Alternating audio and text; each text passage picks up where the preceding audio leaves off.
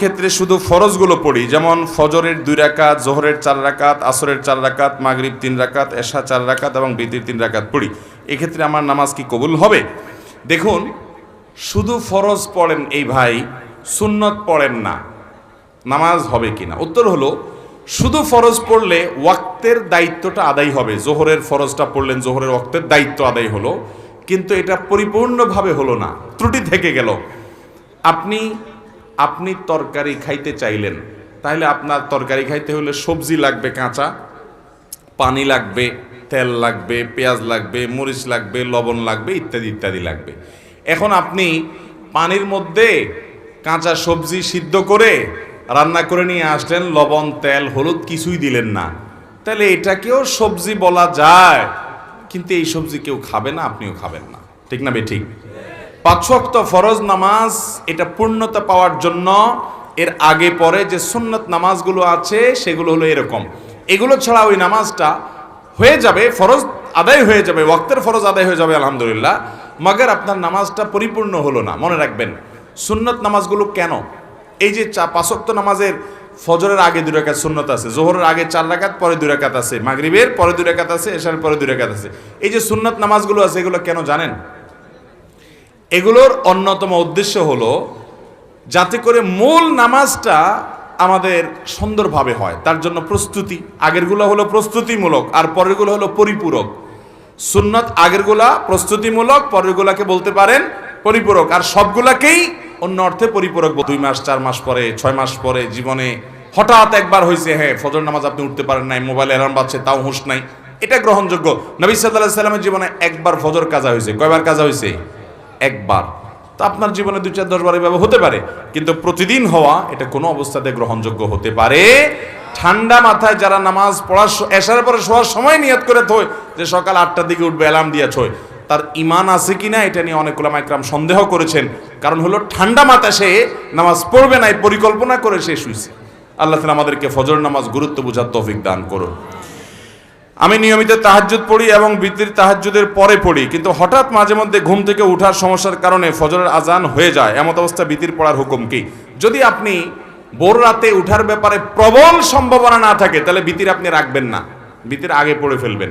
হ্যাঁ, আপনি নিয়মিত তাহাজ্জুদ পড়েন, আল্লাহ তৌফিক দেয়, তাহলে আপনি বিতির পড়েন। হঠাৎ একদিন ছুটে গেছে, ফজরের আজান হয়ে গেছে, তাহলে তারপরেও বিতির পড়লে আদায় হয়ে যাবে। ঢোলবাঁশি বাজিয়ে কবর দেয়া হচ্ছে, এরকম একটি ভিডিও দেখেছি ইউটিউবে, এ ব্যাপারে বললে ভালো হতো। ঢোলবাঁশি বাজায় আবার কবর, একটা গানই আছে এরকম, আমিও দেখছি ভিডিওটা, কি জানি, মরণকালে ঢোলবাঁশি বাজাইও, কি ভাই, তরিকার ভাই না দরবারি ভাই?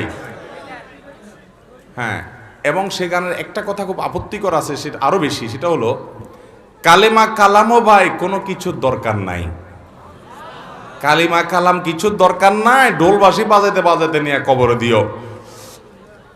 আল্লাহ মাফ করুক, এই হারাম কাজ করতে করতে যার দুনিয়া থেকে বিদায় হয়, সে দুনিয়াতেই জীবদ্দশা জানতো যে তার যে সমস্ত আশেপাশে সাঙ্গপাঙ্গ আছে তারা ঢোলবাঁশি পিটাতে পিটাতে তারা নিব কবরে, হাসরে আযাব যখন হবে আল্লাহ জানে, ফেরেশতারাও কি ঢোলবাজি দিয়েই ফিরবে কিনা আল্লাহ জানে। ভাইরা আমার, নবী সাল্লাল্লাহু আলাইহি সাল্লাম বলেছেন বয়স্ত লি আকসারাল মাজামির, এই সমস্ত বাদ্যযন্ত্র এগুলো দুনিয়া থেকে এগুলো বিদায়ের জন্য আমি আসছি, এগুলো শয়তানের অস্ত্র, এগুলো হারাম। অতএব ইমানদার জীবদ্দশায় যেটা করতে পারেন একটা মানুষের মৃত্যুর পর তাকে বিদায়ের সময় বলে কালিমা কালামই দরকার নাই। কালিমা কালামই যদি দরকার না থাকে সে মুসলমান কিনা সন্দেহ। মুসলমান কিভাবে কালিমা কালামের দরকার নাই, ঢোলবাজি হইলে তা চলবো? আমরা তো কালিমা কালাম পাইছি কোরআন থেকে, হাদিস থেকে। এর ঢোলবাজিটা কে দিল? কে দিছে বলেন? শয়তান দিছে। তো শয়তানের এই জিনিসটা নিয়ে যদি কবরে যায়, মায়ের কি পিঠে পড়বে না নিচে পড়বে? আল্লাহ আমাদেরকে এই সমস্ত পাগলামি ছাগলামি, এই সমস্ত শয়তানের থেকে বেঁচে থাকার তৌফিক দান করুন। কত পাগলামি যে দুনিয়াতে আছে, এসব না দেখলে বোঝার উপায় নাই। আল্লাহ আমাদের সমস্ত ভাইদেরকে হেদায়েত দান করুন। এক লোক টাকা ধার নেওয়ার পরে টাকা থাকা সত্ত্বেও দিত না, ঘুরাতো। হঠাৎ শুনছি লোকটা মারা গেছে, তখন এসে তার ছেলে মেয়ের কাছে দিয়েছে। এখন তাতে কি তার ঋণ পরিশোধ হবে কিনা? দেখুন, ধার নেওয়ার পরে কেউ যদি টাকা ঘোরাঘুরি করে, দেয় না, যে সেই লোকটা মারা যাওয়ার পরে তার ছেলে মেয়েরা এসে যদি পাওনাদারের টাকা দেয়, তাহলে সেটা খুবই প্রশংসনীয় কাজ। শুধু দেয় না, বরং দেওয়া কর্তব্য। একটু ভালো করে শুনে রাখেন, অনেক মানুষ আছে মারা যাওয়ার পর পাওনাদার বের হয়ে আসে, পাওনাদার বের হয়ে আসে।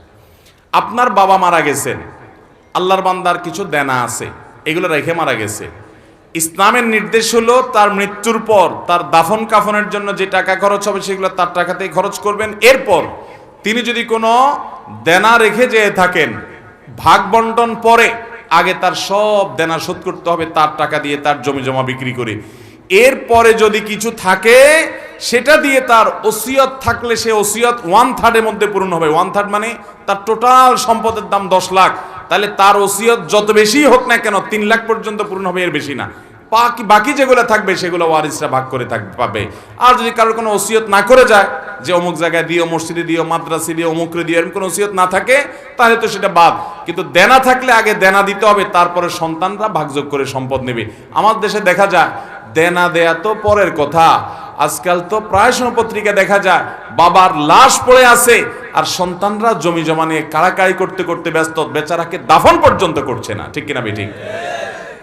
এই অমানুষ সন্তান আসমান থেকে হঠাৎ নাজিল হয় না অমানুষ হয়ে, এই বাপমাই অমানুষকে অমানুষ বানাইছে। ঠিক কিনা বলেন?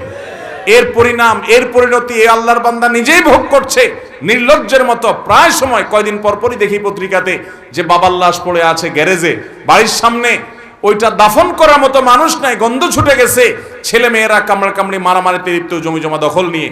এই জন্য বাবারা সন্তানরে মানুষ বানায় যান, মুসলমান বানায় যান, দুনিয়ার জীবনটা জীবন্ত জান্নাত হবে। আর না হলে আপনার এই কাজের প্রায়শ্চিত্ত আপনাকে ভোগ করতে হবে। শুধু ওকে দুনিয়া শিখাইলেন, আখেরাত শিখান নাই, আপনি আফসোস করে কুল পাবেন না। পৃথিবীতে যেখানে মুসলমান আছে, মুসলমানের আধিক্য আছে, সেখানে দেখবেন কোনো বৃদ্ধাশ্রম নেই, বৃদ্ধাশ্রমের দরকার নাই। আর পৃথিবীর উন্নত দেশগুলোতে শিক্ষা আছে, দীক্ষা আছে, জ্ঞান আছে, বিজ্ঞান আছে, প্রযুক্তি আছে, সব কিছু আছে, কিন্তু বৃদ্ধাশ্রমও আছে। কারণ মনুষ্যত্ব, মানবতা, মা বাবার প্রতি দায়বদ্ধতা, এটা আল্লাহর প্রতি ঈমান না থাকলে সে মানুষগুলো আসলে সেভাবে বুঝে না। আল্লাহ আমাদের সন্তানগুলোকে মানুষ হতে মানুষ করার তৌফিক দান করুন। তাহলে বাবা মার দেনা থাকলে সেটা সন্তানরা শোধ করবে, পাওনাদার সেটা নিতে পারবে, কোনো অসুবিধা নেই, বরং এটা শোধ করা তাদের কর্তব্য। আমি একজন যুবক, আমার হাতে ট্যাটু আঁকা আছে। এখন আমার ইসলামিক জ্ঞান ছিল না, কিন্তু আমি এখন ট্যাটু উঠানোর জন্য চেষ্টা করছি। ট্যাটু উঠাতে খরচ আমার সাধ্যের বাহিরে। আমি এই অবস্থায় নামাজ পড়ি, নামাজ কবুল হবে কিনা? গত পরশুদিন আমরা কক্সবাজারে ছিলাম, আমি শেখ আহমদ সাইফুল্লাহ ভাই আরও আমাদের বন্ধুবান্ধবদের একটা বড় গ্রুপ, ফ্যামিলি সহকারে। তো সেখানে একটা হোটেলে আমরা সকালে নাস্তা করার পর আমাদের এক বন্ধু, তার একটা ছোট বাচ্চা মেয়ে, সে এক ভদ্রলোক বিদেশি, চেহারা দেখে বোঝা যাচ্ছে ফরেনার, তার এই মাথা থেকে এই মাথা পুরো হাত ট্যাটু আঁকা। তো ওই বাচ্চাটা জিজ্ঞাসা করতেছে, আর ইউ খ্রিস্টিয়ান? তুমি কি খ্রিস্টান? ভদ্রলোকের খুব ইজ্জতে লাগছে। তো মেয়ের বাবা আমাদের পাশে ছিল, বললো যে ভাই তোমার মেয়ে আমাকে কেন জিজ্ঞেস করলো আমি খ্রিস্টান কিনা, আমি মুসলিম। তো এটা বলার পরে মেয়েকে উনি জিজ্ঞেস করলো, এই তোমার আঙ্কেল হি ইজ মুসলিম, তুমি কেন তাই খ্রিস্টান বলছো, সেই খ্রিস্টান না? তখন মেয়ে, বাচ্চা মেয়ে বলতেছে, আমি খ্রিস্টান মনে করছিলাম এই জন্য যে আঙ্কেলের হাতে ট্যাটু আঁকা, আমি তো দেখছি সব খ্রিস্টান ইহুদিরা এগুলা করে, এই জন্য আমার ডাউট হয়েছে। একটা বাচ্চা, তার কনসেপ্ট এরকম। তাহলে এখান থেকে বোঝা যায় এটা কোনো মুসলমানের কাজ হতে পারে। বাচ্চাটাও বুঝে গেছে, কারণ এটা মুসলমানদের মধ্যে নাই, এই কালচারটা ওদের মধ্যে আছে। ভাইরা আমার, নবী করিম সাল্লাল্লাহু আলাইহি সাল্লাম এর অভিশাপ, তিনি অভিশাপ নাজিল করেছেন, আল্লাহ তাআলার অভিশাপের বদদোয়া করেছেন, লানতের বদদোয়া করেছেন। আল্লাহ লানত নাজিল হয় ওদের প্রতি যারা উল্কি অঙ্কন করে আর যাদের শরীরে উল্কি অঙ্কন করে দেওয়া হয়। লানাল্লাহুল ওয়াসিমা ওয়াল মুস্তাওসিমা। মনে রাখবেন, যারা ট্যাটু অঙ্কন করে, অনেক ট্যাটু কোম্পানি বাইর হয়েছে, তারা ফতোয়া দেয়। আমাকে একজন বললো যে ভাই ট্যাটু কোম্পানির ফতোয়া, আমাকে কে জানি পাঠাইছে, তারা ফতোয়া দেয় যে আমাদের এই ট্যাটু লাগানোর পরে নামাজ পড়া যাবে। অনেক কাঠমোল্লার আপনাদেরকে বলবে নামাজ পড়া যাবে না, ব্যবসা ঠিক রাখার জন্য মাসালাও বানায় নিস।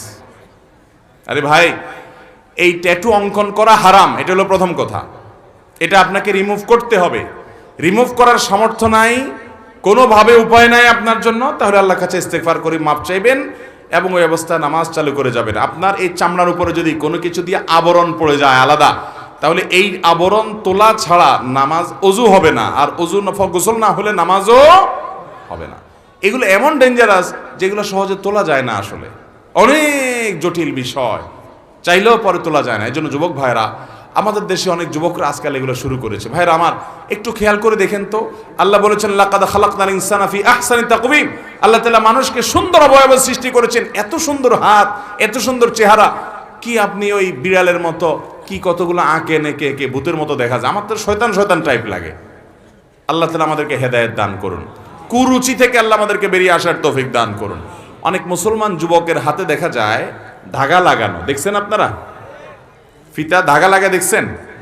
ভাইরা আমার, এটা হিন্দুরা তাদের ধর্মীয় বিশ্বাস থেকে লাগায়। আপনি মুসলমানের সন্তান, আমরা দেউলিয়া হয়ে গেছি আজকাল। আপনি মুসলমান হিসেবে আপনি প্রাউড ফিল করেন না? তাহলে আপনি কেন তাদের কালচার নিতে যাবেন? আল্লাহ তাআলা আমাদেরকে বুঝার তৌফিক দান করুন। বিধায় কেউ যদি ট্যাটু আগে লাগিয়ে ফেলেছেন, এখন উপানার কোনো পথ আপনার সামনে খোলা নাই, ওই অবস্থা নামাজ পড়ে যাবেন, নামাজ ছাড়বেন না, এবং চেষ্টা অব্যাহত রাখবেন কোনোভাবে এটা দূর করে আপনি সঠিকভাবে সালাত আদায় করার, এবং আল্লাহর কাছে লজ্জিত হয়ে আপনার সর্বশক্তি দিয়ে তওবা ইস্তেগফার করবেন। আল্লাহ আমাদেরকে মাফ করুন। কারো যদি অনুভূত হয় সে জাদুগ্রস্ত কিংবা কালো জাদুগ্রস্ত, তাহলে ইসলামিক উপায় তা প্রতিরোধের উপায় কি? ভাইরা আমার, আমি প্রায় বিভিন্ন জায়গায় বলি। আজকে গাড়িতে আসতে আসতে মুফতি সাইফুল ইসলাম ভাই সহ আমরা আলোচনা করছিলাম। সাইফুল ইসলাম ভাইয়ের কাছে আমার সামনে একটা ফোন আসলো, উনি ধানমন্ডি তাকওয়া মসজিদের খতিব, ওখান থেকে বলে যে ধানমন্ডির মতো রিচ এলাকাতে, সব ধনীদের এলাকা, সারা দেশের বড় বড় পয়সাপাতি যাদের তারা থাকে, ব্যবসায়ীরা থাকে, মন্ত্রী মিনিস্টাররা থাকে, বলছে এই এলাকাতে, উনি যেহেতু ওখানকার বড় মসজিদের খতিব তাকওয়া মসজিদের, উনি বললেন যে ভাই, এত পরিমাণ জিনে ধরা রুগী এবং ব্ল্যাক ম্যাজিক অর্থাৎ জাদুগ্রস্ত রুগীর খবর আসে বলার মতো না। আমি বলি ভাই, আমারও তো একই অবস্থা। আমার কাছে যত ফোন আসে দেশের একেবারে সর্বোচ্চ লেভেল পর্যন্ত, এমন এমন কিছু পদের পদাধিকারী ব্যক্তিদের তরফ থেকে ফোন আসে, রিকোয়েস্ট আসে, যে কল্পনাও করা যায় না যে এই লেভেলের মানুষগুলো পর্যন্ত সাফার করছে খুব জটিলভাবে। ঘরে ঘরে দুষ্টজিনের উপদ্রব মানুষ লক্ষ্য করে না। মনে রাখবেন, কিছু কিছু দুষ্টজিনের উপদ্রব আছে আপনি খেয়ালও করেন না। যেমন কথার কথা, বাসায় বাচ্চা কাচ্চা অস্বাভাবিক দুষ্টামি করে, সীমাহীন, কোনো স্বাভাবিক কিছু না। বুঝবেন দুষ্টজিনের ভয়ঙ্কর প্রভাব ওর উপরে পড়ছে। এবং অনেক রোগ আছে কিছু লোকের, দেখবেন যে এই রোগগুলোর কোনো ট্রিটমেন্ট করে কিছু হয় না, কোনো ডায়াগনোসিস হয় না, বহু চেক আপ টেস্ট, ডাক্তাররা আন্দাজ অনুমান করে বিভিন্নভাবে ট্রিটমেন্ট করেন, চেষ্টা করেন, কিন্তু কোনোভাবে ভদ্রলোক ভদ্রমহিলা সুস্থ হয় না। এরকম বহু রোগী দেখেছি আমি, যে কোনোভাবে সুস্থ হয় না। এগুলোর বেশিরভাগ ব্ল্যাক ম্যাজিক এবং দুষ্টজিনের রোগী। ঘরে ঘরে আমাকে সাথে সাথে জিজ্ঞেস করলেন ওনারা, মুফতি সাইফুল ইসলাম ভাই এবং আমাদের তানভীর ভাই ওনারা আছে, ওনারা জিজ্ঞেস করলেন যে ভাই এটা কেন হয়? আমি বললাম কেন হয়? জিন, দুষ্টজিন অর্থাৎ শয়তান তার উপযোগী জায়গায় পাইলে সে সেখানে খুঁটি গাড়ে। আমাদের বাসা বাড়িগুলোতে হারাম এই পরিমাণ হয়, আপনি ইউটিউবে ওয়াজ শুনতে যান, শুরুতে আগে পান্ডা অ্যাডভার্টাইজ দিয়ে নেবে, এরপর আরো বিভিন্ন অ্যাডভার্টাইজ আসবে এবং মিউজিক আসবে, এগুলা চলবে। এই মিউজিক যেখানে থাকে সেখানে শয়তান আসবেই। আপনি এটা নিয়ন্ত্রণ করতে হবে। আপনার বাসায় বিভিন্ন প্রাণীর ছবি টাঙিয়ে রাখবেন, এখানে শয়তান আসবেই। রহমতের ফেরেশতা ঢুকেন, হাদিসে বলা আছে, এখানে আপনার এই অবস্থা হবে। ঘরে ঘরে মানুষ এটা ফিল করছে না, বহু মানুষ হাহাকার করছে। আমরা রাকির নাম্বার দিয়ে রাকিদেরকে রেফার করে কুলাতে পারছি না, এই পরিমাণ মানুষ আক্রান্ত। বাঁচবেন কিভাবে? আমি সব জায়গায় বলার চেষ্টা করি ভাইরা আমার। নাম্বার 1, গুনাহমুক্ত বাসা করেন, বাসা বাড়িতে গুনাহ করবেন না, এগুলো থেকে বাঁচান বাসা বাড়িকে। সবচেয়ে বড় কারণ হলো, দ্বিতীয় নাম্বার যেটা বলবো সেটা হলো, আজ কোরআন তেলাওয়াত আমাদের বাসা থেকে উঠে গেছে। আমরা এখন বড় জোর ইউটিউবে একটু তেলাওয়াত চালাই দেই। আল্লাহর কসম করে বলছি, যেই বাসায় কোরআন তেলাওয়াত নিয়মিত হয়, আওয়াজ করে, শব্দ করে, ওই বাসায় ব্ল্যাক ম্যাজিক দুষ্টজিন থাকতে পারে না। আপনি যদি মিরাকল দেখতে চান ভাইরা আমার, আমি বুকে হাত রেখে বলতে পারি, আপনি আল্লাহর কুদরত যদি দেখতে চান সরাসরি, দুষ্টজিনের উপদ্রব আছে যে বাসায়, সে বাসায় আপনি সূরা বাকারার তেলাওয়াত চালু করে দেন, জোরে জোরে তেলাওয়াত করেন, নিজে না পারলে অডিও চালু করে দেন। আমি নিজের চোখে বহুবার দেখেছি যে অস্বাভাবিক আচরণ বাচ্চাদের, এটা সেটা, রুকিয়া চলছে, তেলাওয়াত চলছে, ভালো হয়ে গেছে। আমার পরিচিত এক বোন আছেন, বোন বলতে আমার আপন বোন না, দুঃসম্পর্কীয়, উনি আমেরিকাতে থাকেন, অনেক বড় ব্যবসায়ী। ওনার বাসায় ভয়ঙ্কর অবস্থা, মেয়েরা কোরআন তেলাওয়াত চালাইলে পাগলের মতো হয়ে যায়, কোনোভাবে সহ্য করতে পারে না, বলে যে বন্ধ করো এটা যেভাবেই হোক। এবং হাজার হাজার কোটি টাকার মালিক ওনারা, বাফেলোতে আমেরিকাতে থাকেন। আমাকে বললেন ভাই কি করা যায়? আমি রুকিয়ার অ্যাপ দিলাম, বলে যে কোনোভাবে তেলাওয়াত শুনতে রাজি না। আমি বললাম যে ওদেরকে যদি বেঁধে রেখে হলেও আপনি কিছুদিন শোনাতে পারেন, দেখবেন ট্রিটমেন্ট হয়ে গেছে। আমাকে গত সপ্তাহে না তার আগের সপ্তাহে যেন কয়েকদিন আগে আমাকে জানালেন যে ভাই আপনি না দেখলে বিশ্বাস করবেন না যে আমার মেয়েরা এখন এতটা স্বাভাবিক হয়ে গেছে যে কোরআন তেলাওয়াত শোনা ছাড়া এখন আরও ঠিক থাকতে পারে না, কিন্তু প্রথম সহ্য করতে পারতো না। আমার বাসায়, আমি তো এলাকার সন্তান আপনাদের লক্ষ্মীপুরের, বশিরপুর আমার গ্রাম, সেখানে একদিন সকালবেলা আমার এক নিকটাত্মীয় এক ছেলেকে নিয়ে আসছে, ইয়াং ছেলে, যুবক মানুষ, সৌদি আরবে ছিল, বলে বিদেশ থেকে চলে আসছে। কি হয়েছে, সে আজানের আওয়াজ হলে শুনতে পায় না, তার পুরো শরীর বাঁকা হয়ে যায়, এবং সে বলে যে তখন তার শরীর এমন শক্ত হয়, টোকা দিলে মনে হয় যে বিষাক্ত সাপ দংশন করছে, পাথরের মতো হয়ে যায়। আমার চোখের সামনে দেখলাম জোহরের আজান শুরু হলো, সে আসছে অনেক আগে, বসতে বসতে 100 পর্যায়ে জোহরের আজান শুরু হলো, দেখলাম যে সে বাঁকা হয়ে যাচ্ছে এবং শক্ত হাট হয়ে যাচ্ছে। ভাইরা আমার, এগুলো কিছু হয়তো খুব দৃশ্যমান বোঝা যায়, আর ম্যাক্সিমাম ঘরে ঘরে বোঝার উপায় নেই। এটার মূল ট্রিটমেন্ট হলো কোরআনে কারিমের তেলাওয়াত। আজ মুসলমানের ঘরে কোরআন তেলাওয়াত, মুসলমানের যুবকরা আজ গান শুনে, আজ ঘরে ঘরে মহিলাদের মোবাইলে হারাম জিনিস দেখে, পর্ন ভিডিও এত পরিমাণ দেখে যুবকরা, এমন একজন যুবক পাওয়া হাজার হাজার যুবকের মধ্যে কঠিন হয়ে গেছে, যেই যুবক বুকে হাত দিয়ে দাঁড়িয়ে বলতে পারবে এই দুই চোখ জীবনে কোনোদিন কোনো নোংরা ভিডিও দেখে নাই, আলহামদুলিল্লাহ। এরকম যুবক পাওয়া যায় না ভাইরা। চ্যালেঞ্জের ব্যাপার, জীবন ধ্বংস হয়ে যাচ্ছে, সব জাহান্নামের দিকে দৌড়াচ্ছে, আপনাকে বিকল্প পথে যেতে হবে। শয়তানি থেকে, বাসাবাড়ি থেকে নিজেকে বাঁচাতে চান, এবং আত্মীয় স্বজনরা অনেকে উপকার করতে গিয়ে খুনকারের কাছে যায়, খুনার কাছে যায়, আপোষের তাবিজ নেয়, এটা করে সেটা করে, এগুলা বেশিরভাগই ব্ল্যাক ম্যাজিক এবং কালো জাদু, এগুলো ধ্বংস করে দেয় মানুষের জীবনকে। এগুলো থেকে বাঁচার জন্য দ্বিতীয় আমল হলো কোরআন তেলাওয়াত করবেন, বাসায় কোরআন তেলাওয়াত চালিয়ে রাখবেন। নাম্বার 3, আপনাকে তৃতীয় যে আমল করতে হবে, আমি সব সময় বলি, বাসায় ঢুকতে বিসমিল্লাহ বলে ঢুকবেন, বাইরে হতে বিসমিল্লাহ বল। বিসমিল্লাহ বলা ছাড়া বাচ্চাদেরকেও ঢুকতে দিবেন না, কাজের লোককেও ঢুকতে দিবেন না। ঢুকলে আবার বাইর হওয়া, বিসমিল্লাহ পড়ে আবার বিসমিল্লাহ পড়ে ঢুকো। হাদিসে আসছে কেউ বাসায় পড়তে বিসমিল্লাহ পড়ে ঢুকলে তার সাথে শয়তান ঢুকতে পারে না, প্রত্যেকের সাথে শয়তান থাকে, ওটা ঢুকতে পারে না। আর যদি বিসমিল্লাহ ছাড়া ঢুকে তাহলে শয়তানের সাথে সাথে ঢুকে পড়ে। খাওয়ার সময় বিসমিল্লাহ, সব কাজে বিসমিল্লাহ পড়বেন। এভাবে আরো বিভিন্ন আমলের মাধ্যমে এই উপদ্রব থেকে বাঁচবেন। ব্ল্যাক ম্যাজিক থেকে বাঁচার জন্য সৌদি আরবের সাবেক গ্র্যান্ড মুফতি শেখ আব্দুল আজিজ বিন আব্দুল্লাহ বিন বাজ রাহিমাহুল্লাহ একটা চমৎকার আমল দিয়েছেন, সারা পৃথিবীতে রাখীদের কাছে জনপ্রিয় আমল। কিছু পানির মধ্যে কিছু বড়ই পাতা, নির্দিষ্ট কিছু সূরা পড়ে, এটা লম্বা প্রসেস আছে, এটা দিয়ে গোসল করলে নিয়মিত ব্ল্যাক ম্যাজিকের প্রভাব কেটে যায়। এবং এই আমলটাও আমি পরিচিত অনেককে দেখেছি করেছে। আমাদের এই যে আপনাদের নিশান ভাই, এই মাহফিলের আয়োজক তানভীর ভাই, ওনার ফ্যামিলিতে উনি নিয়মিত রুকিয়া করেন, এবং উনি আমাকে বলছেন ভাই শরীরটা মনে হয়েছে শরীরতে কিছু চলে গেছে, পাতলা হয়ে গেছে। এই জন্য কোরআন তেলাওয়াত করবেন তো ইনশাআল্লাহ, বাসাবাড়িতে কোরআন চালাবেন তো ইনশাআল্লাহ। আমি শপথ করে বলছি, আল্লাহর কালামের মিরাকল যদি দেখতে চান তাহলে দুষ্টজনের উপদ্রব আছে এবং অস্বাভাবিক বাসা ভিতরে সমস্যা, রোগ বালাই আছে, ব্ল্যাক ম্যাজিক আছে। কোরআন তেলাওয়াত শুনতে থাকেন, একদিন দুই দিন না, অনবরত আপনি ফিল করবেন যে কিভাবে আল্লাহর কুদরত জাহির হয়, কিভাবে শয়তান পালায়। আল্লাহ আমাদেরকে বুঝার তৌফিক দান করুন। আপন ভাই বোন কেউ যদি গুনার কাজ করে, তাকে সেটা বলার মতো অবস্থা না থাকলে তার সাথে দূরত্ব বজায় রেখে চললে গুনাহ হবে কিনা। ভাই বেরাদার যদি গুনার কাজ করে, পাপের কাজ করে, অপরাধ করে, সংশোধন করবেন, বুঝাবেন, কিন্তু না বুঝানোর কোনো বাও নাই, কথা শুনে না, বলার মতো নাই। অনেক সময় বড় ভাই হয়, বলার মতো থাকে না, বা ছোট ভাই হয়, তখন আপনি অভিমান করতে পারেন। অভিমান কি? যে তার সাথে আমি কথা বলবো না, দূরে থাকবো, তাকে বোঝানোর জন্য যে আমি তোমার উপরে অসন্তুষ্ট, এটা আপনি করতে পারেন। কিন্তু তাকে চিরকালের জন্য ত্যাগ করবেন, তার সাথে সম্পর্ক ছিন্ন করবেন, এই সুযোগ নাই। সে খারাপ হলেও এই সুযোগ নাই যে আপনি তাকে সম্পূর্ণ সম্পর্ক ছিন্ন করবেন। হ্যাঁ, সংশোধনের জন্য করতে পারেন।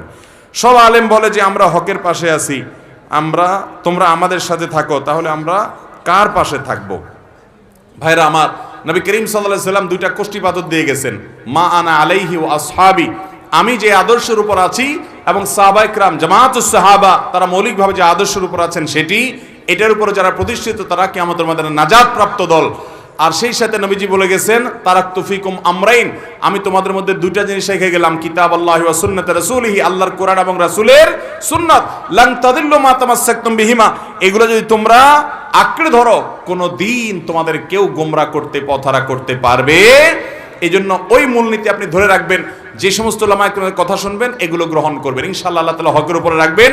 এগুলো গ্রহণ না করলে আপনি হকের উপরে প্রতিষ্ঠিত থাকতে পারবেন। অতএব ব্যক্তি নয়, বরং কোরআন সুন্নাহর অনুসরণ করবেন। যে আলেম কোরআন সুন্নাহর আলোকে কথা বলে তার কথা শুনবেন, সে যেই হোক না, কোরআন সুন্নাহর বাইরে কথা বললে সেটাকে বর্জন করবেন। আল্লাহ আমাদের সবাইকে উলামাদের অনুসরণ, অনুকরণ, কোরআন এবং সুন্নাহর আলোকে করার তৌফিক দান করুন। হালাল পথে উপার্জিত টাকা কাউকে ধার দিলে সে যদি হারাম পথে উপার্জন করে, সেই ধার পরিশোধ করে, তাহলে ধার দেওয়া ব্যক্তির জন্য টাকা হারাম হবে কিনা? খুবই দরকারি এবং প্রয়োজনীয় একটা প্রশ্ন ভাই। আপনি একজনকে হাওলাত দিয়েছেন, ধার দিয়েছেন, লোন দিয়েছেন, সে লোন পরিশোধ করার সময় সে হয়তো সুদের কারবার করে বা যে উপার্জন করে হালাল চাকরি না, এক কথায় হালাল হারাম মিশ্র আছে বা হারাম উপার্জন করে, সে আপনার লোন পরিশোধ করছে কিন্তু হালাল টাকা থেকে পরিশোধ করে নাই, তার ওই যে উপার্জন হারাম সেখান থেকে সে পরিশোধ করছে, বা হালাল হারাম মিশ্র আছে সেখান থেকে সে পরিশোধ করেছে। তো আপনার জন্য সেটা গ্রহণ করা জায়েজ হবে কিনা, এই মাসআলাটা আমরা তাহকিক করার চেষ্টা করেছি। এই ব্যাপারে ওলামা একরামের ফতোয়া আমরা যেটুকু পেয়েছি সেটা হলো এটা জায়েজ হবে, এটা নাজায়েজ হবে না। কারণ নবী করিম সাল্লাল্লাহু আলাইহি সাল্লাম ইয়াহুদীদের সাথে লেনদেন করেছেন না করেন নাই? তো ইয়াহুদিরা সুদের কারবার করতো মানে চরম করা করত। সুদের প্রতিষ্ঠাতাই ছিল ইয়াহুদিরা, সুদের সবচাইতে আদি মহাজনী হলো ইয়াহুদিরা। নবী করিম সাল্লাল্লাহু আলাইহি সাল্লামের হাদিসে ব্যাপারে স্পষ্ট বক্তব্য আছে, ইয়াহুদিদের সাথে সুদের একটা বিশেষ সম্পর্ক। মদিনার সুদের প্রতিষ্ঠাই করেছে তারা। তো সুদের কারবার করত বা অন্যান্য হালাল হারাম তো আর মুসলমানদের মতো তারা বাজ বিচার করতো না, তো তাদের সাথে লেনদেন নবী সাল্লাল্লাহু আলাইহি সাল্লাম করতেন। শুধু নবী করিম সাল্লাল্লাহু আলাইহি সাল্লাম কেন, এই যুগেও কোনো অমুসলমানের সাথে আমরা লেনদেন করলে, টাকা পয়সা ধার নিলে বা দিলে, এটা জায়েজ না জায়েজ? জায়েজ কিনা? তাহলে তারা কিভাবে উপার্জন করছে সেটা তো আর আমরা দেখছি না। এই জন্য পাওনাদার তিনি পাওনা হিসাবে দেনাদারের কাছ থেকে যেটা পাচ্ছেন তার প্রাপ্য টাকা, সেটা তার জন্য নেওয়া জায়েজ হবে। এমনকি দেনাদার যিনি পাওনা পরিশোধ করলেন তিনি হালাল হারাম বাজ বিচার ছাড়া তার মিশ্র উপার্জন যদি থাকে, তারপরেও এটা পাওনাদারের জন্য গ্রহণ করাটা কি হবে না, হারাম হবে। কথা কি বুঝতে পারছি? এবং এ ব্যাপারে পাকিস্তানের বিন্নুরি টাউনের ওলামা একরাম মুফতিদের ফতোয়াও আছে একই রকম, যে এটা পাওনাদারের জন্য হারাম হবে না যদি দেনাদার হারাম উপার্জন থেকে দেয়। আল্লাহু আ'লাম বিসওয়াব। এরপরে প্রশ্ন হলো, আমার বাবা একজন অটো চালক, প্রবাসে থাকে প্রবাস থেকে ফিরে তিনি আমাদের না জানিয়ে কিস্তি নেন এবং অটো ক্রয় করেন। আপনার কাছে আমার প্রশ্ন, তার দৈনন্দিন রোজগারের টাকা হালাল হবে কিনা এবং এক্ষেত্রে আমাদের করণীয় কি? আল্লাহ মাফ করুন, সুদে কিস্তি নেওয়া বলতে সুদের কিস্তির কথা বুঝেছেন নিশ্চয়ই। সুদের লোন নিয়ে অটো কেনা বা দোকানদারি করা, বিভিন্ন কিছু করা, এটা আজকাল আমাদের দেশে একটা ব্যাপকভাবে এটা ছড়িয়ে গেছে। আমি গত পরশুদিন কক্সবাজারের মহেশখালীর এক মাহফিলে গেছি, একেবারে শেষ মাথায়, অনেক দুর্গম পথ। তো আমি একটা বিষয় আলোচনা করব, পরিকল্পনা নিয়ে গেছি। সেখানে একটা বড় মাদ্রাসা, চট্টগ্রামের দারুল মাআরিফ মাদ্রাসার একজন মুহাদ্দিস, ওনার মাদ্রাসা, উনি প্রসঙ্গত বললেন, ভাই আমাদের এখানে সুদে ছেয়ে গেছে প্রতিটা ঘর, অথচ সেখানে আপনার সম্ভবত বিদ্যুতের একটা প্রকল্প আছে বড়, সেখান থেকে মানুষ উপার্জন হয়, সমুদ্র থেকে মাছ আহরণ করে তারা উপার্জন করতে পারে, অনেক পথ আছে, তারপরেও এনজিওগুলো থেকে সুদ নিয়ে তারা সবাই দাঁড়াচ্ছে। তখন আমি সুদ নিয়ে কিছু কথা বলার চেষ্টা করলাম। ভাইরা আমার, আল্লাহর জমিনে যত হারাম আছে, যত হারাম উপার্জন আছে, সুদের চাইতে ভয়াবহ কোনো হারাম উপার্জন আর আপনি 1 কেজি গরুর গোশত, 1 কেজি কুকুরের গোশত বা শুকুরের গোশত যদি রান্না করে খান, তাতে গুনাহ তো হবে নাকি? শুকুর এবং কুকুরের গোশত খাওয়া কি হালাল না হারাম? আপনি জবাই করে রান্না করে খাইলেন, গুনাহ হবে। এর কারণে আপনার আমলনামায় গুনাহ যত পরিমাণ লেখা হবে, এই গুনাহ এবং পাপের মাত্রা যতটা হবে, আপনি সুদের কারবার করে বাজার থেকে হালাল গরুর গোশত কিনে আনছেন ওই সুদের লাভ দিয়া, টাকা দিয়া, তো মনে রাখবেন ওই কুকুরের গোশত আর শুকুরের গোশত খাইলে যে পরিমাণ গুনাহ হবে, সুদের কারবার করে ওই টাকা দিয়ে খাইলে তার চেয়ে বেশি গুনাহ হবে। কারণ অন্য কোনো গুনাহের ব্যাপারে আল্লাহ তাআলা, আল্লাহ এবং তার রাসূলের সঙ্গে যুদ্ধের কথা বলেন না। এটা এত ভয়াবহ বিষয়। সুদের 70টা ভয়াবহ দিকের ভিতরে সবচেয়ে সাধারণ, এই 70টার মধ্যে সবচেয়ে সাধারণ হলো নিজের মায়ের সাথে জেনা করলে যত নোংরামি হবে, যত জঘন্য কাজ হবে, সুদের কারবারে জওয়ালের তার চেয়ে বেশি জঘন্য হবে। ভাইরা আমার, এই সুদকে আল্লাহ তাআলা কোরআনে বলেছেন, ইয়ামহাকুল্লাহুর রিবা, আল্লাহ তাআলা সুদকে ধ্বংস করবেন। আল্লাহ যেটাকে ধ্বংস করবেন, আপনি এই কারবার করে কখনো সুখী হতে পারবেন? আপনি দেখবেন সুদখোররা অনেক চকচকা গায়ে নিয়ে চলে, চকচকা বাড়িতে চলে, অনেক পয়সা করি কামাই করে, উপর দিয়ে অনেক ফিটফাট দেখবেন, আল্লাহর কসম ওদের ভেতরে সদরঘাট হয় আজকে আর নয় 2 দিন পরে হবে। কারণ সুদকে আল্লাহ তাআলা ধ্বংস করবেন, আল্লাহর ওয়াদা। কেন সুদ এত ভয়াবহ ভাই? কারণ সুদ পৃথিবীর মানুষকে নিষ্পেষণের পর নিয়ে কিছু মানুষকে এই সুদের কারবারের মাধ্যমে প্রতিষ্ঠিত করে। এই যে সুদের উপরে গোটা পৃথিবী দাঁড়িয়ে আছে, এখন গোটা দুনিয়ার সম্পদ দেখবেন যে অল্প কিছু মানুষের হাতে চলে যাচ্ছে। সুদের এই অর্থনীতি গরিবকে আরো গরিব করে, ধনীকে আরো ধনী করে, এবং একটা পর্যায়ে গোটা পৃথিবীর সব কিছু নিয়ন্ত্রণ একজনের কাছে যাবে, তার নাম দাজ্জাল হবে, তার পাওয়ার থাকবে অনেক বেশি। দুনিয়া সেই পরিণতির দিকে এগিয়ে যাচ্ছে। অতএব সুদের এই ভয়াবহতা সম্পর্কে আমাদের সাবধান হতে হবে। আল্লাহ আমাদেরকে বোঝার তৌফিক দান করুন।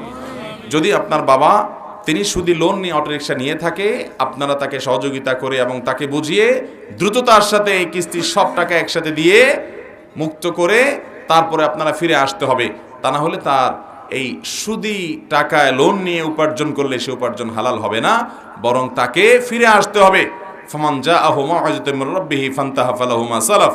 তিনি বুঝেছেন সুদের ভয়াবহতা, এরপরে ফিরে আসছেন, তওবা করেছেন, আল্লাহর কাছে মাফ চেয়েছেন, তাহলে আগেরগুলা কি হতে পারে? মাফ হতে পারে। কোনো বাচ্চা দুষ্টামি করলে আমরা তাদের ফাজিল ডাকি, আবার আমরা দেখি মাদ্রাসা থেকে শিক্ষার্থীরা ফাজিল ডিগ্রি অর্জন করে। ফাজিল কথাটা আসলে ভালো নাকি খারাপ? এরকম একটা প্রশ্ন এর আগেও বোধহয় কোথাও আসছিল। ভাই, ফাজিল শব্দের অর্থ হলো ফজিলত অর্জনকারী, মর্যাদা অর্জনকারী। এটা মাদ্রাসাতে দাখিল পাশ করার পর, আলিম পাশ করার পর ফাজিল যখন পাশ করে মানুষ, তখন তাকে ফাজিল ডিগ্রিধারী বলে। এখন কথা হলো আমরা দুষ্ট লোকদেরকে বলি ফাজিল, আবার মাদ্রাসায় পড়ালেখা করে বেচারা আলেম হয়েছে তারেও বলি ফাজিল। কেমনি কি? তো এটার উত্তর হলো যে আসলে ফাজিল শব্দের অর্থ কোনো খারাপ কিছু না, এটা মূলত ভালো। যে ফজিলত অর্জনকারী, ফজিলত অর্জনকারী, মর্যাদা অর্জনকারী, সম্মান অর্জনকারী, সে যেহেতু আপনার ফজিলত এই ক্লাস শেষ করেছে, আলিম শেষ করেছে, দাখিল শেষ করেছে, আলেম হয়ে গেছে, স্নাতক শেষ করছে, সে এখন সম্মানিত, এই জন্য তাকে ফাজিল মানে মর্যাদা অধিকারী। ফাজিল শব্দের অর্থ মূলত ফজিলত অর্জনকারী, এটা ভালো। এখন কথা হলো এটা ভালো বুঝলাম, তাহলে দুষ্টরে ফাজিল বলে কেন? আমার মনে হয় দুষ্ট লোক দুষ্টামের ক্ষেত্রে একটা ডিগ্রি, মানে ফাজিল যেরকম একটা ভালো ডিগ্রি, ও দুষ্টামের ক্ষেত্রে ওই লেভেল পর্যন্ত চলে গেছে, এই জন্য মানে ওরে ফাজিল বলে। হয়তো বা কে বা কারা কোত্থেকে চালু করছে আল্লাহ জানে। তবে এখানে একটা ভালো দিক হলো, আগের মুরব্বীরা এবং ওলামা একরাম দুষ্ট লোকদেরকেও এমন কথা বলতেন না যে কথা মন্দ হয়। আমরা তো এখন খারাপ লোককে খারাপ বলতে গিয়েও নিজে একটা খারাপ কাজ করি, একটা ডেঞ্জারাস এবং জঘন্য একটা কথা বলে ফেলি। এটা কি সওয়াব হবে না গুনাহ হবে? এরকম করি না আমরা অনেকে? এরকম করা যাবে না ভাই। যেমন আপনি কাউকে বকা দিলেন, তাহলে আপনি বকা দেবেন, হে দুষ্ট তুমি এটা করিও না। আপনি হে দুষ্ট না বলে একটা পশুর নাম নিলেন, আমি আর নাম নিলাম না। গাদা তো খুব বেশি একটা অসুবিধার কিছু নেই, থাক, আর নিচে নেবেন না আপনি। এখন আপনি যদি একজন মনে করেন খারাপ মানুষ, আপনি খারাপ মানুষ এটা বোঝানোর জন্য তাকে আপনি একটা পশুর সাথে তুলনা করে ডাক দিলেন অথবা মন্তব্য করলেন লোকটা অমুক, তাহলে এটা এক ধরনের গালি কিনা বলেন? আর ইমানদার অন্য মুসলমানকে গালি দিবে না। নির্দিষ্ট কোনো ব্যক্তিকে ভাবে ধরে আপনার গালাগালি করা, গালিবাজি করা, এটা জায়েজ নাই। বিধায় এগুলো আমরা করব না। আমি এটা এখান থেকে বলছি যে দুষ্টমি করেছে, তারপরও তাকে বলছে দুষ্টমি করতে করতে তুমি এমন পর্যায়ে পৌঁছছো যে মানুষ পড়ালেখা করে করে ফাজিল পাস করে, তুমি দুষ্টমির ক্ষেত্রে ফাজিলে চলে গেছো, এই জন্য হয়তো ফাজিল বলে টলে আর কি। আল্লাহ ভালো জানে, এর চেয়ে আর কোনো ভালো ব্যাখ্যা আছে কিনা, এর হাকিকত কি। আমি এটা শুধুমাত্র আমার ধারণা থেকে বলা, আল্লাহ আলম। ফাজিল শব্দের উৎপত্তি কোত্থেকে কি, মানে দুষ্টামির ক্ষেত্রে ফাজিল বলার উৎপত্তি কোত্থেকে কি, এটা নিয়ে গবেষণা করতে হবে আলাদাই প্রশ্ন উত্তর দেওয়ার জন্য। কবরে মাটি দেওয়ার সময় লোকেরা মিনহা খালাকনাকুম ওয়া ফিহা নুঈদুকুম ওয়া মিনহা নুখরিজুকুম তারাতান উখরা, এইটা পড়ে, এটা কবরে রাখার দোয়া কিনা? না ভাই, এটা কবরে রাখার দোয়া নয়। এটা কবরে রাখার সময় পাঠ করার কথা একটা হাদিসে আছে, একটা বর্ণায় আছে, কিন্তু সেই বর্ণাটার অবস্থা খুবই করুন, অর্থাৎ এটা গ্রহণযোগ্যতার লেভেল পর্যন্ত না, দাঈফ অত্যন্ত। যার কারণে মিনহা খালাকনাকুম ওয়া ফিহা নুঈদুকুম ওয়া মিনহা নুখরিজুকুম তারাতান উখরা, এটা মুর্দাকে কবরে রাখার দোয়া নয়।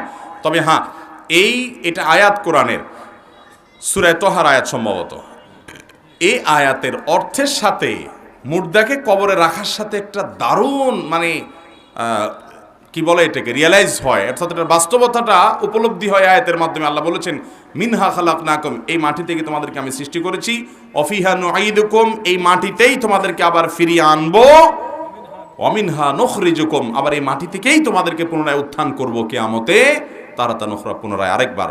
এই জন্য এই আয়াতের সাথে ওই বাস্তবতার মিল আছে, তাই বলে ওই টাইমে এটা পাঠ করতে হবে এমন নির্দেশ বিশুদ্ধ সূত্রে বর্ণিত কোনো হাদিসে দেওয়া। মুর্দাকে কবরে রাখার সময় যে দোয়া পড়বেন তিরমিজি শরীফ হাদিস কিতাবে বর্ণিত হয়েছে, সেটা হলো বিসমিল্লাহি আলা মিল্লাতি রাসূলিল্লাহ, কোন কোন বর্ণনা আছে বিসমিল্লাহি আলা সুন্নতি রাসূলিল্লাহ। এটা হলো মুর্দাকে রাখার দোয়া। এছাড়া মুর্দাকে রাখার সময় আপনি সেখান থেকে শিক্ষা গ্রহণ করবেন, নিজে সেখানে চলে যেতে হবে সেই চিন্তা ভাবনা করবেন, মুর্দার জন্য কবর দেওয়ার পরে দোয়া করবেন। এগুলো হলো সুন্নাহসম্মত আমল। আল্লাহর আইন সবার জন্য সমান। তাহলে আদম আলাইহিসসালামের আমলে মারা যাওয়া ব্যক্তি ও হযরত মুহাম্মদ সাল্লাল্লাহু আলাইহি সাল্লামের আমলে মারা যাওয়া ব্যক্তির কবরের শাস্তি বা শান্তির সময়কাল ভিন্ন কেন? এই প্রশ্ন উত্তরের আগেও কোথাও সম্ভবত আমি দিয়েছি। এটা আমাদের অনেক নাস্তিক ভাইদের বেশ একটা, ওনারা মনে করেন বেশ একটা দারুণ প্রশ্ন ওনারা করে ফেলেছেন। আসলে এটা কোনো প্রশ্ন না, প্রশ্নের জাতও না। কেন আমি বলি, আল্লাহ রাব্বুল আলামিন আজ থেকে হাজার হাজার বছর আগে যে পাপিষ্ঠ মারা গেছে তারে মারা যাওয়ার পরে কবরে সোয়াল যাওয়ার পরে শাস্তি শুরু করেছেন। এটি কোরআনে কারিমের আয়াত দ্বারা প্রমাণিত। কবরের আযাব সত্য, আহলে সুন্নাত জামাতের গুরুত্বপূর্ণ একটা আকীদা, যে কবরে পাপিষ্ঠদের শাস্তি আর নেককারদের নেয়ামত কবর থেকে শুরু হবে, অলৌকিকভাবে সেটা হবে। এখন কথা হলো, সেই হাজার হাজার বছর আগে মারা গেছে তারও কবরের শাস্তি হচ্ছে হাজার হাজার বছর ধরে, আর যে হাজার বছর পরে মারা গেল তার এখন ধরেন কিয়ামতের আগ মুহূর্তে মারা গেল, তার শাস্তি মাত্র তার কথার কথা মৃত্যুর 10 বছর পরে কিয়ামত হয়ে গেলো, তাহলে 10 বছর সে শাস্তি পেলো, আরেকজন অনেক বছর পাইলো, তাহলে দুজনের প্রতি তো ইনসাফ হলো না, একজনের বেশি শাস্তি একজনের কম শাস্তি দিল। এটার উত্তর হলো, ভাই একজন লোক তাকে আপনি 5 মিনিট বেঁধে রাখছেন রশি দিয়ে 2 হাত, এমন টাইট করে বাঁধছেন যে বাঁধের চোটে সে বাপ মা ডাকাডাকি শুরু করছে, এইরকম টাইট করে বাঁধছেন, এরা রাখছেন 5 মিনিট। আরেকজনকে তারও হাত বাঁধে রাখছেন, কিন্তু তার হয়ে হাত বেঁধে রাখছেন 5 ঘন্টা ধরে, কিন্তু হাতটা খুব ঢিলাঢালাভাবে বেঁধে রাখছেন। শাস্তি কার বেশি হইল, ওই 5 মিনিটের না 5 ঘন্টার? আল্লাহ তাআলা চাইলে মাত্র কিয়ামতের 10 বছর আগে যে মারা গেছে, একদিন আগে যে মারা গেছে, তারে এমন শাস্তি দিতে পারেন যে ওই কয়েক হাজার বছর আগে মরণারও সে শাস্তি হয় নাই। পারে কি পারে না? তো আল্লাহ রাব্বুল আলামিন তো স্পষ্ট কোরআনে জানিয়ে দিয়েছেন যে ওমা রাব্বুকা বিযাল্লামিল লিল আবিদ, আল্লাহ তাআলা মিসকাল যাররা যাররা পরিমাণ জুলুম করবেন না বান্দার উপরে। আল্লাহ বলেছেন ইন্নী হারামতু যুলমা আলা নাফসি, আমি জুলুম আমার উপরে হারাম করে দিয়েছি। আল্লাহ বলেছেন যে ওয়ানাদাউ মাওয়াজিনাল কিসত লিয়াউমিল কিয়ামা, কিয়ামতের দিন আমি ইনসাফের দণ্ড প্রতিষ্ঠা করব, কারোর প্রতি চুল পরিমাণ বিন্দু পরিমাণ যাররা পরিমাণ জুলুম করা হবে না। আল্লাহ নিজের ভিতরে যে জুলুমকে হারাম করে রেখেছেন, সেখানে আল্লাহ রাব্বুল আলামিন ওই 10,000 বছর আগে মারা যাওয়া লোকটাকে, 5,000 বছর আগে মারা যাওয়া লোকটাকে, আর কিয়ামতের আগের দিন মারা যাওয়া লোকটাকে, দুজনকে যে কবরস্থ করা হলো, তাদের কবরের শাস্তির সমন্বয় তাদের প্রাপ্য অপরাধের অনুপাতে কিভাবে করবেন, সেটা সূক্ষ্মাতি সূক্ষ্ম সব বিষয়কে সংরক্ষণকারী আহকামুল হাকিমিন লতিফ খবির যিনি, মহাসূক্ষ্ম যিনি, তার জন্য এগুলা কঠিন কোনো কিছুই। এই সমস্ত প্রশ্ন আসে সেই মস্তিষ্ক থেকে, যেই মস্তিষ্ক রব্বুল আলামিনের পরিচয় সম্পর্কে অবগত নয়। সে নিজেকে আল্লাহকে নিজের মতো মনে করে যে আমি তো এটাকে সমন্বয় করতে পারবো না, আল্লাহ কিভাবে পারবে? আল্লাহর দ্বারা অসম্ভব কিছুই নয়। কিভাবে সমন্বয় করবেন সেটা রব্বুল আলামিন সবচাইতে ভালো। বিয়ের উদ্দেশ্যে কোনো হিন্দু মেয়ের সাথে প্রেম করলে কি আমার গুনাহ হবে? ভাইরা আমার, কোনো অন্য ধর্মাবলম্বী মানুষকে আপনি ইসলামের পথে দাওয়াত দিবেন, এটা হবে আপনার দাওয়াতি কাজ। তিনি ইসলামে এসছেন, এরপর আপনি তাকে বিয়ে শাদী করতে চাইলে প্রস্তাব দিবেন। এখন বেশিরভাগ ছেলেরা, যুবকরা যদি কোনো অন্য ধর্মের মেয়েদের সাথে সম্পর্ক করে, তো সেক্ষেত্রে ওই মেয়েও ইসলাম গ্রহণ করে, অনেক সময় তাকে বুঝায় নেয়।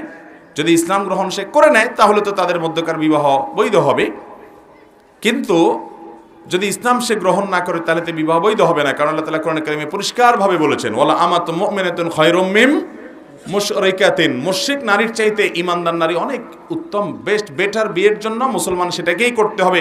এবং আল্লাহ বলেছেন ওয়ালা তানকিহুল মুশরিকাত হাত্তা ইউমিন, ঈমানদার নারীদেরকে বিয়ে করো, মুশরিক নারীদেরকে বিয়ে করো না যতক্ষণ পর্যন্ত তারা ঈমান না আনে। এজন্য এটা জায়েজ নাই ভাই। এখন কথা হলো যে আপনি তাকে বিয়ে করবেন, এটা হলো আপনার মূল মতলব। এখন দাওয়াত দিয়ে তারে মুসলমান বানায় নিলেন, নিয়ে বিয়ে করলেন, তাহলে এটা বড় জোর হালাল হওয়া পর্যন্ত হতে পারে, কিন্তু আপনার এই বিয়েটা, এই ইসলাম গ্রহণ করাটা, এটা আপনি আল্লাহর জন্য তো করেন না, করছেন বিয়ের জন্য, রাস্তা পরিষ্কার করার জন্য। তো রাস্তা পরিষ্কারটা হতে পারে টেনেডুনে, বাট এটার জন্য আপনি আল্লাহর কাছে আজরের আশা করাটা কঠিন। এবং অনেক ছেলে আছে অন্য ধর্মের, সে ইসলাম গ্রহণ করেছে, কেন একটা মুসলমান মেয়েকে বিয়ে করবে, এই জন্য সে ইসলাম গ্রহণ করেছে। তো বিয়ের উদ্দেশ্যে ইসলাম গ্রহণ করলে সেই ইসলাম গ্রহণ আল্লাহর কাছে গ্রহণযোগ্য, বিশেষ করে সওয়াবের উপযুক্ত হওয়া নিয়ে প্রশ্ন তোলা যায় বড় করে। তবে অন্তরে কারো তো হাত দিতে পারে না, এই জন্য আমরা ডাইরেক্ট ফতোয়া দিতে পারবো না কে কোন নিয়তে করেছে। নবী করিম সাল্লাল্লাহু আলাইহি ওয়াসাল্লামের সেই নিয়ত সম্পর্কিত প্রসিদ্ধ হাদিস তো আপনারা জানেন, যে সে হাদিসে নবী সাল্লাল্লাহু আলাইহি ওয়াসাল্লাম বলেছেন, ফামান কানাত হিজরাতুহু ইলা দুনিয়া আও ইলা ইমরাতিন ইয়ানকাহুহা ফাহিজরাতুহু ইলা মা হাজারা ইলাইহি। কেউ কোনো মেয়েকে বিয়ে করার জন্য হিজরত করছে, তাহলে হিজরতে বিয়ের উদ্দেশ্যেই হবে, আল্লাহর কাছে এর সওয়াব হবে। তারপরে যদি অন্য ধর্মের মানুষ ইসলাম গ্রহণ করে, তখন তাকে বিয়ে করা যাবে, তার আগ পর্যন্ত যাবে না। জানাজার নামাজের পর সম্মিলিত মোনাজাত করার হুকুম কি? জানাজার নামাজটাই হলো দোয়া। জানাজার নামাজটা কি রে ভাই?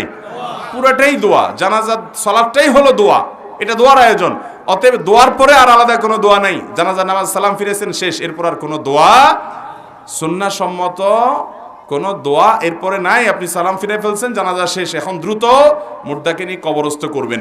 কবর দেওয়ার পর, দাফন করার পর কেবলার দিকে ফিরে হাত তুলে আল্লাহর কাছে দোয়া করা মুর্দার জন্য, এটা সুন্নত। ওখানে এটা যার যার মতো হবে, দলবদ্ধভাবে করতে হবে এমন কোনো নির্দেশনা হাদিসে নাই। বরং নবী করিম সাল্লাল্লাহু আলাইহি সাল্লাম এক ব্যক্তির কবর দেওয়ার পর বলেছেন, সালু ইস্তাগফিরু লি আখিকুম ওয়া সালু লাহু তাসবিত। তোমরা তোমাদের ভাইয়ের জন্য ইস্তেগফার করো, আল্লাহর কাছে মাফ চাও এবং দোয়া করো আল্লাহ যেন তাকে ঈমানের উপর অটল রাখে, কারণ সে এখন কঠিন পরিস্থিতির মুখোমুখি হবে। এই জন্য দাফনের পর যারা কবরস্থানে থাকবে, কিবলামুখী হয়ে আল্লাহর কাছে দোয়া করবে যে আল্লাহ আপনি তাকে মাফ করে দেন, এখন সওয়াল জবাবে তার ঈমানের উপরে অটল রাখিয়েন। এইভাবে করাটা হলো সুন্নাহ। জানাজার পরে কোনো দোয়া সম্মিলিতভাবে আমাদের অনেক দেশে, অনেক গ্রামে, অনেক জেলাতে অনেকে করে থাকেন, এটা কোনো নবী সাল্লাল্লাহু আলাইহি সাল্লাম থেকে কোনোভাবে প্রমাণিত নয়। কোন যুবক আরশের ছায়া স্থান পাবে? আরশের নিচে স্থান পাবে যেই মানুষগুলো 7 শ্রেণীর মানুষ, এদের মধ্যে 2 শ্রেণীর মানুষই যুবক। যুবকদের সৌভাগ্য এত বেশি যে 7 শ্রেণীর মানুষ সম্পর্কে নবীজি বলেছেন, সাবআতুন ইউযিল্লুহুমুল্লাহু ফি যিল্লিহি ইয়াওমা লা যিল্লা ইল্লা যিল্লুহু। 7 শ্রেণীর মানুষকে আল্লাহ আরশের নিচে ছায়া দিবেন, সেদিন আল্লাহর ছায়া ছাড়া কোনো ছায়া থাকবে না। কিন্তু ওই 7 শ্রেণীর মধ্যে আবার 2টা শ্রেণী হলো যুবকদের দখলে। নাম্বার 1, শাবুন নাশাআ ফি ইবাদাতিল্লাহ। যেই যুবক তার যৌবনকাল ইবাদতে কাটায়, উল্টাপাল্টা হারাম পথে সে যায় না, বরং ইবাদত করতে করতে তার তারুণ্যকে ব্যয় করে সে পরিণত বয়সের দিকে যায়। যৌবনকালে ইবাদতের সৌভাগ্য নসিব হয়েছে যাদের, তাদেরকে আল্লাহ তাআলা আরশের নিচে ছায়া দিবেন ভিআইপি প্যান্ডেলে কিয়ামতের দিন, যেদিন মানুষ ইয়ানফসি ইয়ানফসি করে পাগলের মতো ছটফট করতে থাকবে, মাথার উপরে সূর্য থাকবে খুব কাছাকাছি এবং মানুষ অতিষ্ঠ থাকবে আল্লাহর এই কঠিন পরিস্থিতির মধ্যে পড়ে। সেদিন এই মানুষগুলো আরশের নিচে ভিআইপি প্যান্ডেলে আরামে থাকবে, টেরি পাবে না কি হচ্ছে। সে মানুষগুলোর ভিতরে এই যুবক, যে যুবক তার যৌবনকালকে ইবাদতে কাটায়, চেষ্টা করবো তো ইনশাআল্লাহ।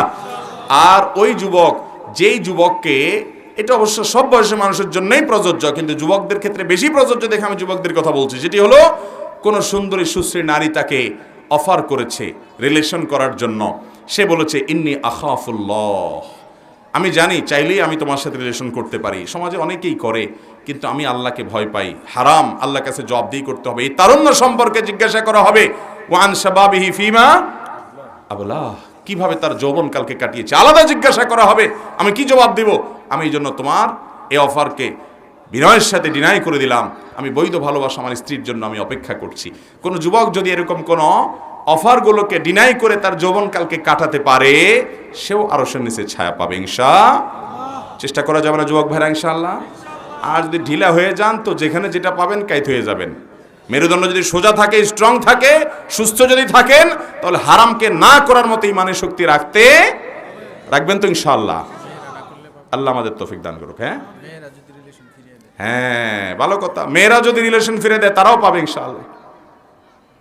আল্লাহ তাআলা আমাদেরকে এই হারাম এবং অন্যায় অফারকে ফিরিয়ে দেওয়ার তৌফিক দান করুন। জানাজা সালাতের আগে মৃত ব্যক্তিটি কেমন উপস্থিত লোকদের কাছ থেকে সাক্ষ্য নেওয়ার শরীয়ী বিধান কি? ভাই, এরকম একটা ট্র্যাডিশন আমাদের দেশে আছে, মানুষ মারা যাওয়ার পরে দাঁড়ায় জিজ্ঞেস করে, ভাই লোকটা কেমন ছিল? সবাই বলে ভালো ছিল। এই সবাই ভালো ছিল, লোকটা আসলে খারাপ ছিল, এই ভালো ছিল বলার কোনো মানে আছে? সবাই মিলে বললো লোকটা ভালো ছিল, আসলে লোকটা খারাপ ছিল, তো এই সবাই বলা বলিতে কিছু আসে? এই লোকটা যদি জীবদ্দশাতে আসলেই ভালো থেকে থাকে তাহলে সে আল্লাহর কাছে আজর পাবে, খারাপ হলে শাস্তি পাবে। এখানে মানুষ কি বলল বা না বলল তাতে কিছু আসে? জানাজার লাশকে রেখে দুনিয়ার আবল তাবল কাজ আমাদের দেশে করে, বিশেষ করে আপনার বিভিন্ন বক্তব্য, তার জীবনী আলোচনা, তার জীবনী চর্চা, তার জীবনের উপরে ছোটখাটো একটা সেমিনার হয়ে যায়, ঠিক কি না? অথচ নবী সাল্লাল্লাহু আলাইহি ওয়াসাল্লাম বলেছেন আসরিউ বিল জানাজা, দ্রুত জানাজা দিয়ে ফেলো, জানাজা দেরি করা যাবে না। এই জন্য ভাইরা, জানাজার লাশকে সামনে রেখে খুব বেশি বিলম্ব করা উচিত না। আর এরকম কোনো কথা যে লোকটা কেমন ছিল ইত্যাদি সাক্ষ্য টাক্ষ্য নেওয়ারও কোনো সুন্নাহ সম্মত রীতি নাই। কোর্টের মাধ্যমে বিবাহ করা কি জায়েজ, এটার বৈধতা সম্পর্কে জানতে চাই। আপনি বিয়ে কি কোর্টে করছেন, না বাড়িতে করছেন, না খেতে করছেন, এটা ইস্যু না। ইস্যু হলো আপনি বিয়ের শর্তগুলো পূরণ করেছেন কিনা। বিয়ে বিশুদ্ধ হওয়ার জন্য শরীয়তে যে শর্তগুলো আছে, দুজন সাক্ষীর সামনে এক পক্ষ প্রস্তাব করবে, অপর পক্ষ কবুল বলবে, এটি পাওয়া গেছে কিনা। মোহর নির্ধারণ করবে, নির্ধারণ না করলে অটো মোহরে মিছিল নির্ধারিত হয়ে যাবে, এর মাধ্যমে বিবাহ সংগঠিত হবে। এখন কোর্টে গেছেন, সাক্ষী ছিল না, কাগজে কলমে বিয়ে করেছেন, সেখানে সাক্ষী নাই, তাহলে সেক্ষেত্রে বিয়ে হবে? অনেক সময় দেখা যায় ওই কোর্টে যখন প্রস্তাব সম্মতি দিছে তখন সাক্ষী ছিল না, পরে একজনের সাক্ষী হিসাবে সই করে দিছে, তাতেও বিয়ে। যখন প্রস্তাব এবং সম্মতি দিচ্ছেন তখন দুজন সাক্ষীর উপস্থিতি এবং তাদের সাক্ষ্য শোনা, এটা শর্ত। এগুলো পাওয়া গেলে বিয়ে হয়ে যাবে। অতএব কোর্টে যদি এটুকু হয় বিয়ে হতে পারে। আল্লাহ এবং আপনার দোয়ায় ভালো আছি বলার হুকুম কি? এটা তো একজন ইমানদারের জন্য অসঙ্গতিপূর্ণ কথা, ইমানের সাথে অসঙ্গতিপূর্ণ কথা, এটা কোনো সঠিক কথা নয় যে আল্লাহ এবং আপনার দোয়ায় ভালো আছি। আল্লাহ আবার কার কাছে দোয়া করবে? নাউজুবিল্লাহ। আল্লাহর কাছে মানুষ দোয়া করবে, আল্লাহ আবার কার কাছে দোয়া করবে? বলতে হবে আল্লাহর দয়ায় ভালো আছি, আল্লাহর। আমরা অনেক সময় বলি যে আপনার দোয়ায় ভালো আছি, অনেক সময় কি বেশিরভাগ ক্ষেত্রে মানুষের জিজ্ঞাসা করে ভাই কেমন আছেন, তো বলে কি আপনার দোয়ায় ভালো আছে। প্রথম কথা হলো যে আমি আপনার জন্য দোয়া করলাম, যে আপনি কেমনে জানলেন? এটা একটা কথার কথা হয়ে গেছে, তাই না? দ্বিতীয় কথা হলো আমার দোয়ায় আপনি ভালো আছেন, আমি দোয়া করছি, ভালো কথা, সেটা আবার আল্লাহ কবুল করে তাই আপনাকে ভালো রাখছে, এটা আপনি কিভাবে শিওর হলেন? এমনও তো হইতে পারে যে আরেকজনের দোয়া আল্লাহ কবুল করে আপনার ভালো রাখছে। যদিও এরকম বলার কারণে কি ইমান হারা হয়ে যাবে না, এটা কোনো ইমান ভঙ্গকারী কোনো বিষয়, এরকম কোনো জটিল বিষয় না, তারপরেও এটা বলার অসৌন্দর্য। এরকম না বলে আমরা বলবো আল্লাহর রহমতে ভালো আছি, আল্লাহর দয়ায় ভালো আছি। আমার ভালো থাকাটা নিসবত বা সম্পর্ক করব আল্লাহর দয়ার দিকে, কারোর দোয়ার দিকে। আসলে সব ক্ষেত্রে আমরা তেল মেরতে অভ্যস্ত, এক্ষেত্রেও যে জিজ্ঞেস করলো তার একটু খুশি করে দিলাম আর কি, যে আপনার দয়ায় ভালো আছি। আমরা আল্লাহর রহমতে ভালো আছি, আল্লাহ শুকর আদায় করব। কারোর দোয়ায় ভালো আছি এটা বলবো না, এটা বলার ভুল। আমরা বলবো আল্লাহর রহমতে ভালো আছি, আলহামদুলিল্লাহ ভালো আছি, এইভাবে বলবো, এটাই হলো সঠিক পদ্ধতি। আমার বিয়ের মোহর হয়েছে 3 লক্ষ টাকা, 3 লক্ষ টাকা আমার পরিশোধ করতে কষ্ট হবে, তাই আমার স্ত্রী আমাকে একটা শর্ত দিয়েছে যে তাকে 4 আনা দিয়ে একটা আংটি দিলে আমার পুরো মোহরের টাকা মাফ হয়ে যাবে। দয়া করে একটু বলবেন। বাহ, বহুত ভালো বউ পাইছেন, আপনার কপাল আছে ভাই, এরকম কপালওয়ালা মানুষ তো পাওয়া কঠিন রে ভাই। আল্লাহ তাআলা কোরআনে কারিমে বলেছেন তোমরা মেয়েদের মোহর পরিশোধ করো, তাদের প্রাপ্য অধিকার। যদি কোনো মেয়ে ফাইন তিবনা লাকুম আন শাইইন মিন নাফসি ফাকুলু হানিআম মারিআ, যদি মহিলারা তারা নিজেদের থেকে তাদের মোহর কমায় দেয়, 3 লাখ টাকার 4 আনা আংটিতে নিয়ে আসে, তাহলে এটা তুমি লাফাইতে লাফাইতে খুশি চোটে খাইতে পারো, অর্থাৎ এটা তুমি খুশি হয়ে খাইতে পারো। কোরআনে আল্লাহ লাফাইতে লাফাইতে বলেন না, আবার ওই তরজমা আবার বুঝেন না, মানে তোমরা সেটাকে গ্রহণ করতে পারো, খেতে পারো। তাহলে স্ত্রী যদি মোহর নিজে থেকে ডিসকাউন্ট করে দেয়, এখন থেকে যারা অনেক বেশি মোহর ধরে ফেসে গেছে তারা বউয়ের কাছে দরখাস্ত করতে পারেন, আমি এর আগেও কোথায় বলছি, বরাবর মাননীয় স্ত্রী বিষয় মোহর কমিয়ে দেওয়ার আবেদনপত্র যথাবিহিত সম্মান প্রদর্শনপূর্বক নিবেদন, এই যে আমার মতো কপাল পোড়া মোহর অনেক ধার্য হয়েছিল, আমি সেটা পূরণ করবার সামর্থ্য রাখি না, আপনি দয়া করে অনুগ্রহ করে সেটা আমাকে ক্ষমা করে একটু সহনীয় পর্যায়ের কমিয়ে দিয়ে বাধিত করবেন। বিনীত আপনার হতভাগা স্বামী। দরখাস্ত লিখতে হবে এমন কোনো কথা না, কিন্তু স্ত্রীর পাম্পটি দিয়ে হোক যেমনি হোক বাইরে রেখে তার কাছে যদি আদায় কমায় নিতে পারেন, আবার কমায় নেওয়াটা বাটপারি করে কমায় নেবেন না, সিন ক্রিয়েট করে কমায় নেয়। ওই যে বাসর রাতের কথা আমি প্রায় বলি, যে বাসর রাতে যায় বলে আরে মহর তো অনেক দর্শে বুঝলাম, কিন্তু আমি কয়দিন পর ইটালি চলে যাব, কানাডা চলে যাব, আরে টাকাই টাকা, সব তো তোমারই, কি করবা তুমি? তখন বেচারি ইমোশনাল হয়ে বলে আরে আমার কিচ্ছু লাগবে না।